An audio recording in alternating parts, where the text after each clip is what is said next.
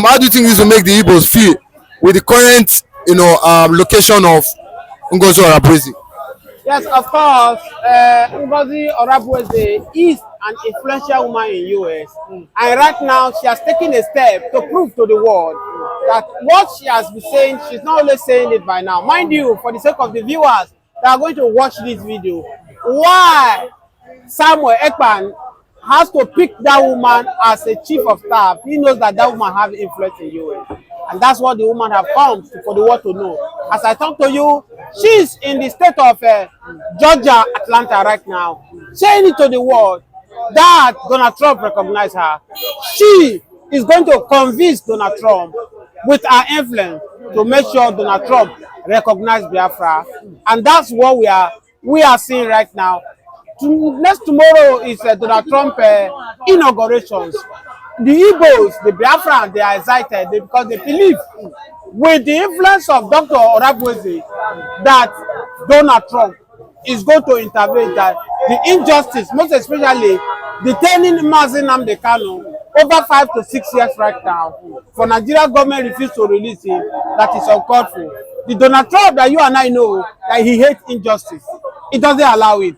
He's going to speak concerning it, and that's what she's there for, to convince the message of Biafra to Donald Trump.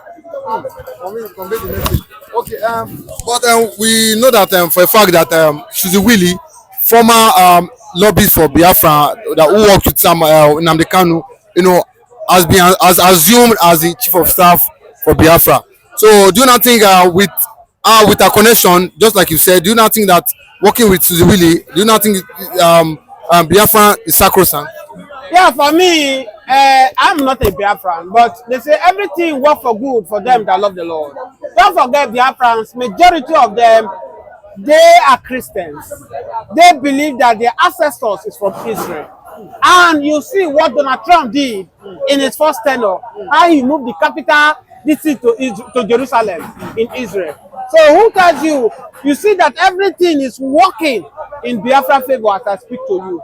For the chief of staff of Donald Trump now to be a former Biafran mouthpiece when he talks about the law, he tells you that something is going to be done, because whatever a chief of staff will tell the president might likely attend to that case. That's why you see Biafrans all over the world, they are happy. That is as if the time they have been waiting for, they have come. And they feel that right now, that Nnamdi Kanu can only be delayed, but the truth cannot be denied. The truth cannot be denied. But we think Trump, when he was president of America, come out to tell Tinubu or to warn him that as against the killing of innocent civilians there in the east and also in the northern part of Nigeria. So, but do you think that him coming again to power, do you think that finally is coming to set the captive or captured country that wants to gain their freedom? Do you think that is going to, because a lot of people have come out and said Trump is set to fight for countries wanting their own freedom? Do you think that Trump has what it takes to make it happen for them? Yes, of course. The Trump that I know, he wants even the blacks to leave America. And so the chief of staff will tell him that, Mr. President, if you want to achieve, because if you see majority black people from Nigeria that are in America are Igbos, he will tell the chief of staff might likely convince Mr. President Donald Trump that he should put effort to make sure that the Biafra have their freedom. By doing so, many Igbos might leave America and go and develop their regions. And with that, Donald Trump might act. Don't forget that Donald Trump hates injustice.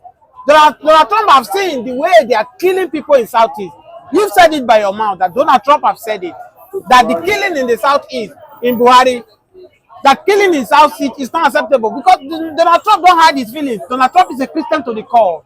He has said America that anything gay, anything that is abnormal, that is not glorifying God, is going to stop it in America. Then, what is going on in Southeast, as Biafrans are pushing on a daily basis, if he gets to the table of Donald Trump may react. And you know that when Donald Trump reacts, the world will react. Okay, but do you think that if Donald Trump were to for the second time, do you think if he had assumed office during the second tenure. Do you think that Nnamdi Kanu should have been freed by now? I believe that if Donald Trump were to be Joe Biden, um, Donald Trump, Mazi Nnamdi Kanu will have not been in Nigeria custody by now. No matter how stubborn Buhari is, he will have let Buhari know. Don't forget that if this, there are circulation then that the Buhari is dead, that is Jubilation, that is ruling Nigeria.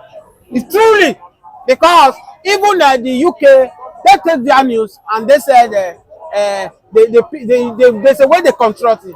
So if truly it's true that the government of the day are covering it, that truly Buhari is no more, the Donald Trump I know will reveal the secret. And once he reveal that secret, my brother, Gary go. Once water don't pass Gary, everything goes scatter because there is no fire without smoke. And once it has been confirmed that the Buhari we know is no more, that the prince of Sudan is the one that rules Nigeria. I tell you, both all the middle belt, the Yorubas, everybody who are believing in one Nigeria, they will allow the Fulani to go. Everybody to go their own way. And by then, Mazi Nnamdi Kanu will be released. Don't be surprised that Mazi Nnamdi Kanu holding in the custody of DSS, God have a hand in it. When the children of Israel were fighting, Pharaoh thought that he was the one doing the children of Israel, or knowing that it was God that hiding the heart of Pharaoh. It could be that God has orchestrated the stay of Mazi Nnamdi Kanu in the DSS study, because a freedom fighter, Mazi Nnamdi Kanu is a freedom fighter, and God knows that if you come out, Biafra, the sun is going to shine, and he's delaying it. Who might know this Donald Trump time might be the time that the sun of Biafra will shine. But we saw Tinubu in Enugu just recently with Peter Mba. But Peter Mba, had the heart to make things happen for Nnamdi Kanu. Do you not think he should be in that conference, telling Tinubu to give Nnamdi Kanu what he deserves by releasing him? The average Biafra leaders, most especially the governors and the senators, are self-centered. They are only there for their pocket. Don't forget that if you interview any Igbo man, he will tell you that the governors, most of the governors, apart from the governor of Abia State, are imposters from the Fulanis in order for them to carry their mehems in Southeast. And that's why whoever that give you a job, you do all your possible best to protect the interests of your boss. And that's what the governors of the Southeast are doing. Don't forget that Mazi Nnamdi Kanu is a threat to them.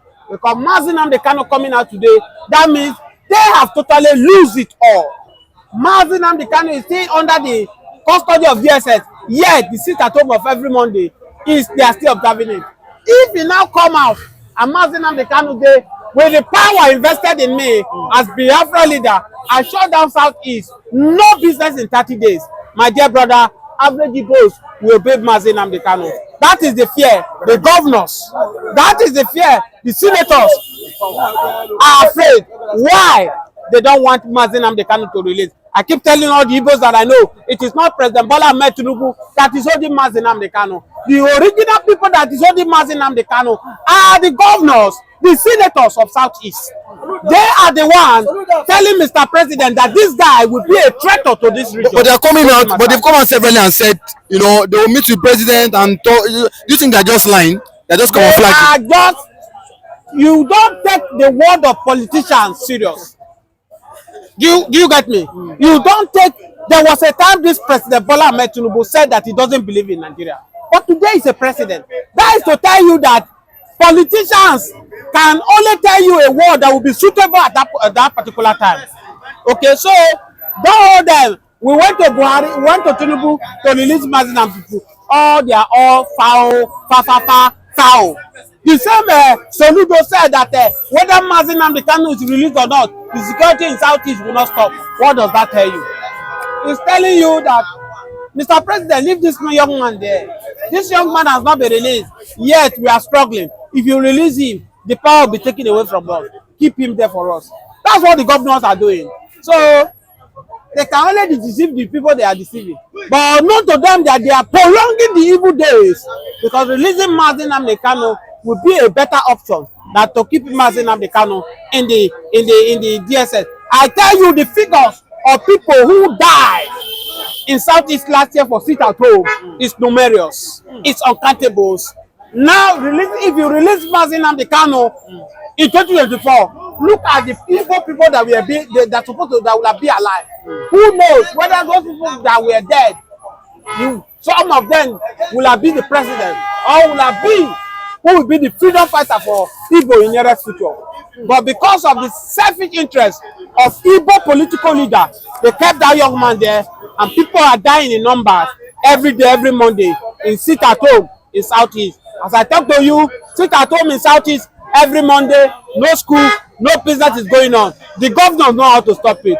Once they release Nnamdi Kanu, don't forget that Nnamdi Kanu have said it. Release me today, the security in Southeast will stop. But despite this word he has given in the court, the governors of the Southeast, the leaders of the Southeast, they kept deaf to the word and they do what they like. But one day for thief, all day for thief, one day for the owner. The day Nnamdi Kanu will come out, will shock the governors, will shock the leaders of the Southeast. Okay, sorry. Well, lastly, see, what do you think will be going through the mind of Tinubu? Because we've seen Nnamdi be invited to the inauguration, but I don't think Trump invited Tinubu and African leaders. At the same time, some governors there in the United States were not invited. What do you think this means to? I told you, Mr. Moderator, that Donald Trump is a man that don't like injustice. As I speak to you, that's why you see that when Donald Trump won that election, the people that are happy in Nigeria, Southeast people were happy because they know it might work to their favor. People that their hands are not clean, they are not happy. Donald Trump man not likely invite Nigerians to his inauguration because of one thing. Don't forget I told you that they said Buhari is no more. That the man that rules Nigeria is Saudi Arabia, is Sudan.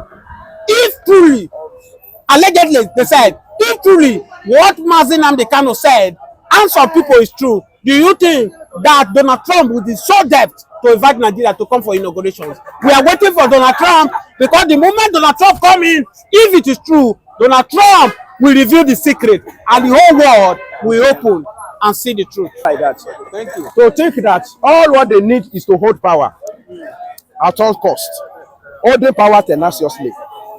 And I want to ask them, it's Fulani I'm directing word to now. I don't want to direct word to the whole of the Northerners because it's only Fulani that are ruling them in that place. Since when they have been busy with this power hungry, holding power tenaciously, what has it done to them? What are that power they have been holding for a very long time? What has it brought to them? You want to locate headquarters of poverty in Nigeria, you send it in the north. Educationally, they are lag behind, in fact, like 1,000 miles behind. Economically, it doesn't help them.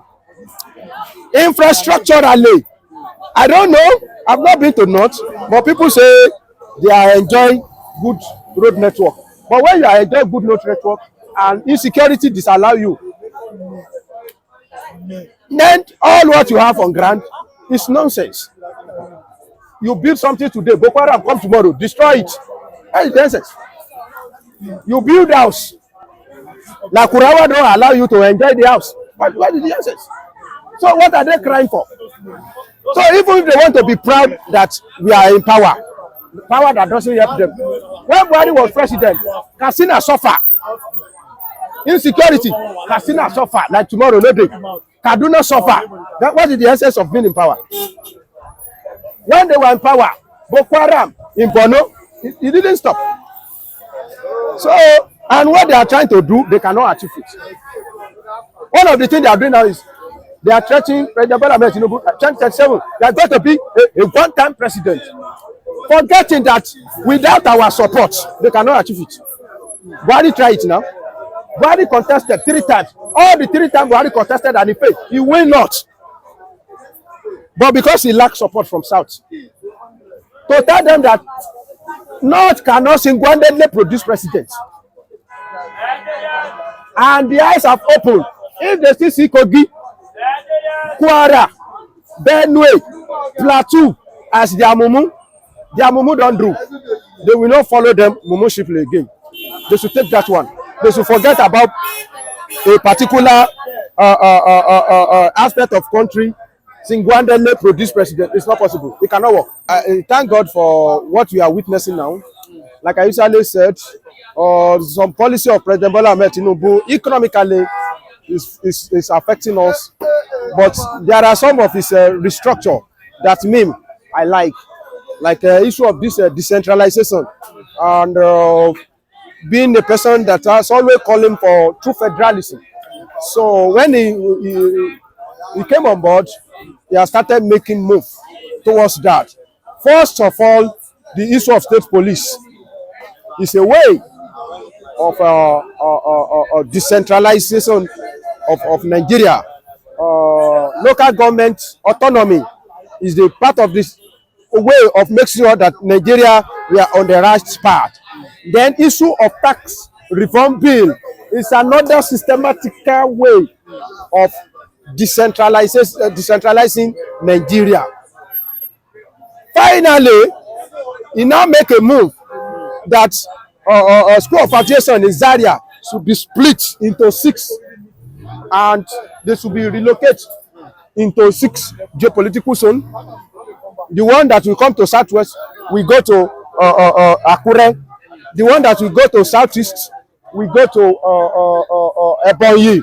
I don't know much about their side, but I know about our side. It is a welcome development. So another move is never something, because I usually been wonder why everything relating to Nigeria security is located in Kaduna. Nigeria Defense Academy, Kaduna. Nigeria Aviation University of Aviation and Technology, Zaria, the same state, Kaduna. You want to do recruits after you have been picked here, they will send it to Zaria. Ordinary recruit. So both you want to enter into Nigeria Army, academically you have to go to Kaduna. If you want to go there just through recruits, you have to go to Zaria. Why must it be like that? Everything Kaduna. So it is high time, even if President Bola Ahmed Tinubu want to relent, he should not relent. I don't know any threat or any condition they want to put him. He should not relent. He should make sure that he break all those monopoly. And we don't want him to stop there. Every area that has a favorable environment for a particular business, federal government should establish that kind of business there. Where I'm going is this. Ocean, there is ocean in the south, and southeast. The seaport in that place is supposed to be working. As I'm talking to you now, there is no functional international airport in the whole southeast. Why? The whole southeast, that they have vibrant businessmen, that have so many Onisha market is a biggest market in the whole. So a place like that, why should they deny them the opportunity to have international airport? I don't know. Why should they deny them to have a functional seaport? So as you are trying to, honestly speaking, Yoruba will say àjọjẹ òdòdó nìkan ò bá ní ìjọ ànílà ṣàjọjẹ ni. Why will you be happy seeing your area develop, seeing another place being underdeveloped? What do you want to gain in that? Why will I derive